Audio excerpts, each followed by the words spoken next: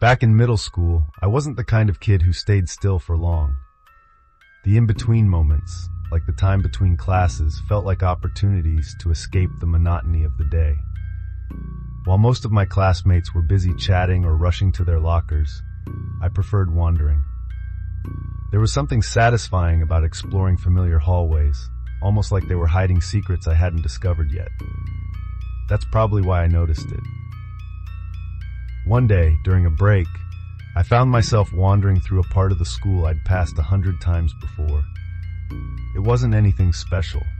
A long corridor with lockers on either side, the faint buzz of fluorescent lights overhead. But something was different. Out of the corner of my eye, I spotted a pair of metal double doors.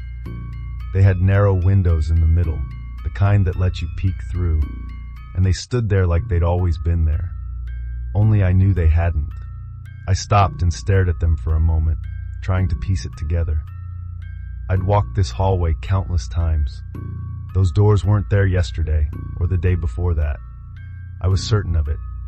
But there they were now, solid and real, as if they'd simply appeared overnight. Curiosity got the better of me. Without even thinking, I reached for the handle and pushed. The doors swung open with a faint creak, revealing a small room on the other side. It wasn't much, just a dimly lit space, maybe the size of a storage closet.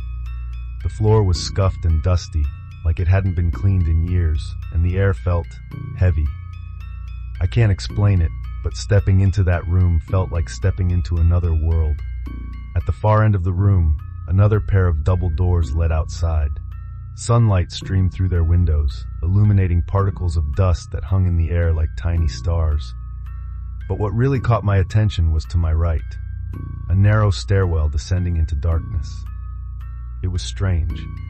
The stairwell looked completely out of place, as if it didn't belong to the rest of the school. The walls were bare concrete, and the steps were uneven, their edges worn down from years of use. At the bottom of the stairs was a door, a metal one, covered in streaks of rust and patches of peeling paint. Faded graffiti sprawled across its surface, though I couldn't make out what it said. As I stood there, something else struck me. The silence. The moment the doors behind me closed, it was like the world outside had disappeared. No more muffled voices from the hallways, no echo of footsteps. Even the faint hum of the fluorescent lights was gone. It was as if the room had swallowed all the sound, leaving only an eerie stillness. I stared at the stairwell for what felt like forever. Part of me wanted to go down to see what was behind that rusted door. But another part of me, something deeper, instinctive, was screaming at me to stay where I was. There was something wrong about that stairwell, something unnatural. I don't know how long I stood there, frozen between curiosity and fear. Eventually, the practical side of me took over. I remembered I had a class to get to, and the last thing I needed was to get caught snooping around. So reluctantly, I turned and left, letting the doors close behind me. But even as I walked to class, I couldn't shake the feeling that I'd stumbled onto something I wasn't supposed to see. Later that day, when I had some free time, I decided to go back. I wasn't sure what I was expecting to find, but I needed to see that room again. I retraced my steps, walking the same hallway where I'd found the doors. But when I got there, the doors were gone. I stopped in my tracks, staring at the blank stretch of wall where they had been. There was nothing there now, just smooth cinder blocks. No doors, no windows. It was as if the room had never existed. I started pacing up and down the hallway, running my hand along the wall, looking for any sign that the doors had been there. A seam in the plaster, a faint outline, anything. But there was nothing. By now, I was starting to feel like I was losing my mind. How could something so real just vanish? I asked a few classmates if they'd ever seen anything like it. "Have you noticed a pair of double doors around here?" I asked casually, trying not to sound too strange. But they just shook their heads. "What doors?" one of them said. I even asked a teacher, hoping they might know something. They gave me a confused look and said, "There's only one way to the basement, and it's on the other side of the school." That stairwell I'd seen, it didn't exist, at least not according to anyone else. For weeks after that, I couldn't stop thinking about it. Every time I passed that hallway, I felt a knot in my stomach, half expecting the doors to reappear, but they never did. The memory of that rusted door at the bottom of the stairs haunted me. I couldn't help but wonder, what was behind it? Where did it lead? I tried to rationalize it. Maybe it was an old storage room or an abandoned part of the building, but that didn't explain how it could just vanish. And it certainly didn't explain the eerie silence I'd felt inside. Sometimes late at night, my imagination would get the better of me. I'd picture what might have been on the other side of that door, something strange, something otherworldly. Was it a gateway to another place, another time? Or was it something darker, something I wasn't meant to find? Even now, years later, I still think about it. Every once in a while, I dream about that room. In the dream, I'm standing at the top of the stairs again, staring down at that rusted door. But this time, I don't turn back. I take the first step down, and then another. The air grows colder with each step, the silence heavier, until I finally reach the bottom. And then just as I reach for the door, I wake up. Maybe it's better that way. Maybe some doors are meant to stay closed. When I was a teenager, around 16 or 17, something happened that I still think about to this day. It's one of those memories that lingers at the edges of your mind, raising questions you can never quite answer. I had just gotten home from school that afternoon. Like most days, my parents weren't home yet. They were still at work, so the house was quiet, just the way I liked it.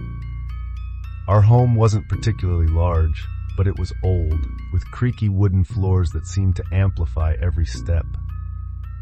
I didn't mind being alone. I'd grown used to those solitary hours, using them to relax, catch up on homework, or just enjoy the peace before my parents came home. That day, I went straight to my room, which was at the end of the hall. I dropped my bag on the floor and collapsed onto my bed. For a while, I just lay there, staring at the ceiling, letting the stillness of the house wash over me. And then I heard it. The unmistakable sound of the front door opening, the creak of the old hinges, the heavy thunk as it closed again. And then footsteps. Whoever had entered was wearing heavy shoes, boots maybe. The sound was clear and deliberate, the kind of sound that made it impossible to mistake one step for another. I froze for a moment, but then my logical side took over. It's just Dad, I told myself. It had to be. The timing made sense. It was around the hour he usually got home from work, and the pattern of movement fit. The footsteps moved from the front door, across the living room, and into the kitchen. I even heard the faint clatter of something being set down, like keys or a bag.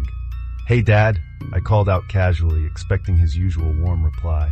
Silence. I waited, thinking maybe he hadn't heard me. "Dad?" I called again, louder this time. Still, no response. My chest tightened with a flicker of unease. My dad wasn't the type to ignore me, ever. He was always quick to answer, even if he was busy or distracted. The silence was wrong.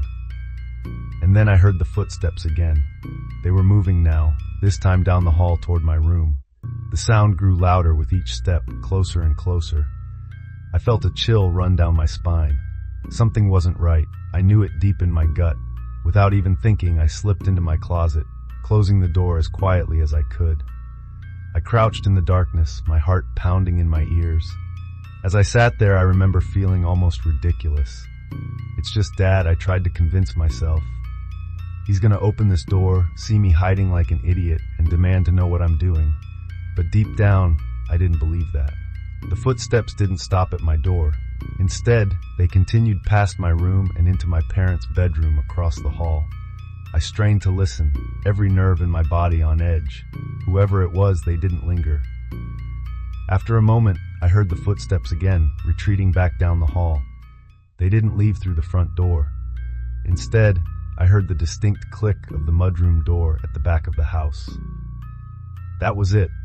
I couldn't stay there any longer. My instincts screamed at me to run. I flew out of the closet, my breath coming in short gasps, and ran straight to the nearest window that overlooked the driveway. I half expected to see my dad's truck parked there, but the driveway was empty. My heart sank. I didn't waste another second. I grabbed my keys, bolted out of the house, and jumped into my car. My hands trembled as I fumbled with my phone, dialing my dad's number. When he answered, I could barely get the words out. "Dad," I said, my voice shaking. "Are you home?" "No," he said, his tone calm but concerned. "Why? What's wrong?" I explained everything as quickly as I could, the footsteps, the silence, the mudroom door. He stayed calm, though I could hear the tension creeping into his voice. "Listen to me," he said firmly. "Stay in the car. Don't go back inside. I'm on my way." He told me to park a little further down the street and keep an eye on the house, so I did. I sat there, staring at the front door, waiting for any sign of movement. But no one came out. The house remained eerily still, as if it were holding its breath. My dad pulled up about 10 minutes later. His truck roared into the driveway, and he stepped out, his presence immediately reassuring. My dad was ex-police and military, and he carried himself with a quiet confidence that made you feel like nothing could go wrong when he was around. He searched the entire house, checking every room, every closet, every corner. When he finally came back outside, he told me it was clear. No signs of forced entry, no signs of anyone at all. I wanted to believe him, I really did, but I couldn't shake the feeling that I wasn't alone in that house earlier. We never talked about that day again.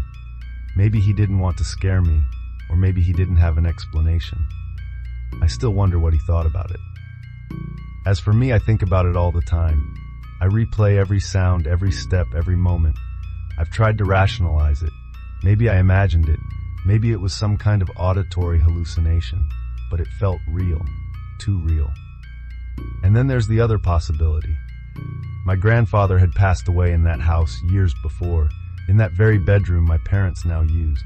Was it him? Was it his spirit lingering for reasons I'll never understand? Or was it something or someone else? I don't know what's scarier, the thought that it was a ghost or the thought that it was an intruder.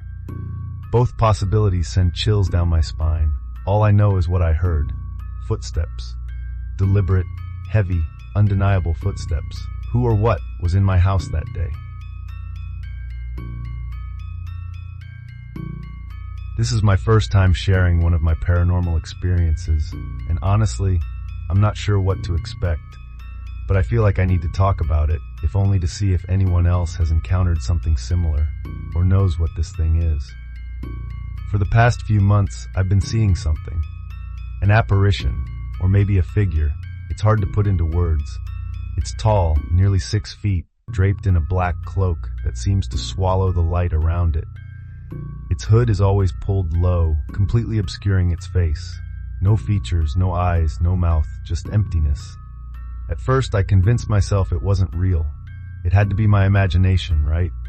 Shadows in the corner of my vision, tricks of the mind when I was tired or distracted. But then something happened that I can't explain away. It started on a quiet evening. I was on a video call with my friend, just laughing and chatting like we always do. We were in the middle of a joke, the kind that leaves you breathless from giggling when she suddenly stopped. Her face changed, her smile dropped, her eyes widened, and she went completely silent. "Hey, what's wrong?" I asked, my laughter fading into concern.